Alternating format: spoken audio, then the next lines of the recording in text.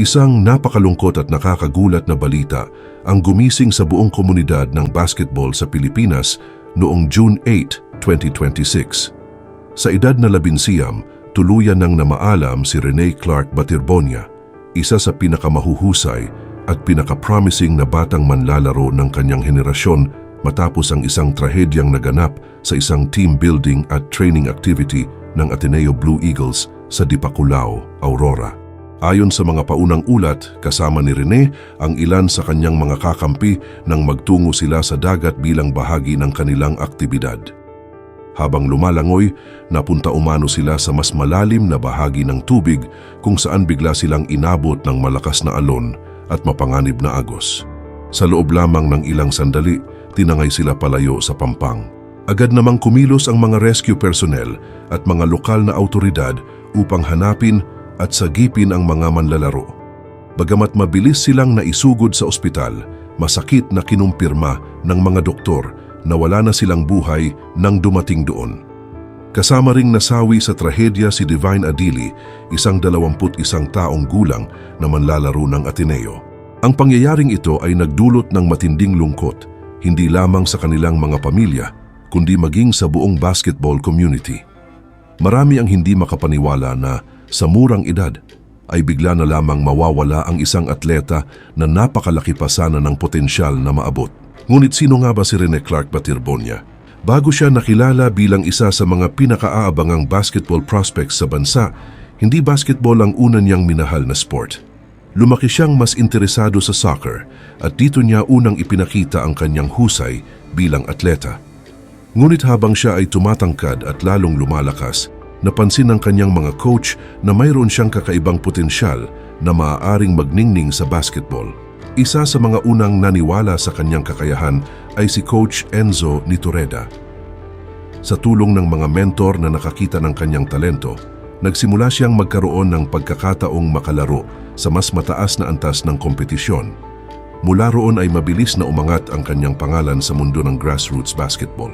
Hindi nagtagal, nagsimula nang mapansin si Rene sa iba't ibang torneo sa buong bansa. Ang kanyang kombinasyon ng taas, athleticism, sipag at determinasyon ang naging dahilan upang mapabilang siya sa mga pinakarespetadong batang manlalaro sa kanyang edad. Dumating ang isa sa pinakamahalagang yugto ng kanyang karera noong 2025 palarong pambansa sa Ilocos Norte. Dito niya pinangunahan ang Davao Region sa isang makasaysayang kampanya na nagtapos sa pagkakampiyon.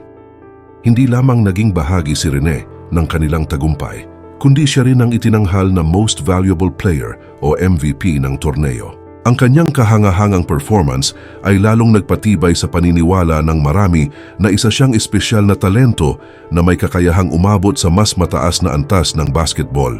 Hindi rin nagtagal ay nakakuha siya ng pagkakataong magsuot ng Pilipinas jersey. Bilang miyembro ng national team, tumulong siya sa pagwawagi ng gintong medalya sa Asian School Games na ginanap sa Brunei.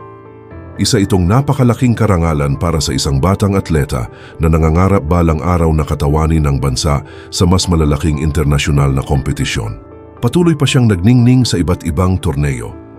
Sa prestihiyosong NBTC National Finals, napili siyang All-Star at kinilala bilang isa sa pinakamahusay na defensive players ng kanyang henerasyon. Sa bawat larong kanyang nilalaro, ipinapakita niya ang disiplina, dedikasyon at pagmamahal sa basketball. Sa loob ng court, maituturing siyang isang modernong big man. Bagamat may taas na humigit kumulang 6'4", hindi lamang siya umaasa sa kanyang laki. Kaya niyang tumira mula sa labas, tumakbo sa fast break, mangolekta ng rebounds, magbigay ng matitinding blocks at gumawa ng matatalinong desisyon sa laro. Dahil dito, maraming coach at talent scout ang naniniwalang napakataas ng kanyang magiging potensyal sa hinaharap. Marami ang nagsasabing maaari siyang maging isa sa mga susunod na malaking pangalan sa Philippine basketball. Sa dami ng paaralang nais siyang makuha, isa sa pinakamahalagang desisyong ginawa niya ay ang pagpili sa Ateneo Blue Eagles.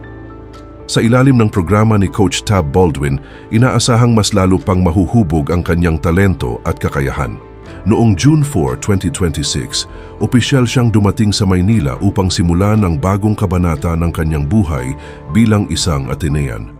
Punong-puno siya ng pangarap, pag-asa at mga planong nais makamit sa UAAP at sa mas malawak pang mundo ng basketball.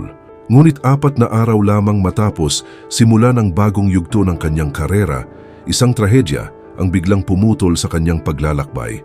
Napakasakit isipin na ang isang kabataang puno ng pangarap ay hindi na magkakaroon ng pagkakataong makita ang katuparan ng mga ito. Ang atleta na inaasahang magbibigay pa ng maraming masasayang alaala sa mga tagahanga ay biglang namaalam ng hindi inaasahan. Matapos lumabas ang balita ng kanyang pagpanaw, bumuhos ang pakikiramay mula sa iba't ibang sektor ng basketball community. Mula sa mga kapwa-atleta, coaches, basketball organizations, dating teammates, at maging mga ordinaryong tagahanga, iisa ang damdaming kanilang ipinahayag, matinding lungkot at panghihinayang. Kasabay nito ay lumitaw rin ang mga panawagan para sa masusing investigasyon upang matiyak kung may mga pagkukulang sa mga safety protocol na ipinatupad sa naturang aktibidad. Umaasa ang marami na mabibigyan ng malinaw na kasagutan ang lahat ng mga tanong upang maiwasan ang pag-uulit ng ganitong uri ng trahedya sa hinaharap. Sa kabila ng kanyang maagang pagpanaw, nananatiling buhay ang kanyang alaala sa puso ng mga taong nakasama, nakapanood at humanga sa kanyang talento. Ang kwento ni Rene Clark Baterbonia ay hindi lamang kwento ng isang mahusay na basketball player. Ito ay kwento ng isang batang Pilipinong nangarap, nagsumikap at nagsakripisyo upang maabot ang kanyang mga mitiin. Isa itong kwento ng inspirasyon, determinasyon at pag-asa.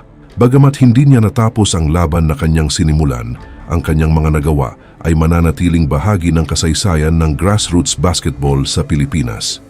Ang kanyang pangalan ay patuloy na maaalala bilang simbolo ng isang kabataang may malaking pangarap at mas malaking puso para sa larong kanyang minahal. Paalam, Rene Clark Baterbonia. Maraming salamat sa mga alaalang iniwan mo, sa inspirasyong ibinahagi mo at sa pagmamahal na ipinakita mo para sa basketball. Maaring maaga kang nawala, ngunit ang iyong pangalan at pamana ay mananatiling buhay sa puso ng mga Pilipinong naging saksi sa iyong paglalakbay. Kung umabot ka man sa dulo ng video na ito, huwag kalimutang mag-comment kung taga saan ka at huwag kalimutang mag-like at subscribe sa aking channel. Maraming salamat po.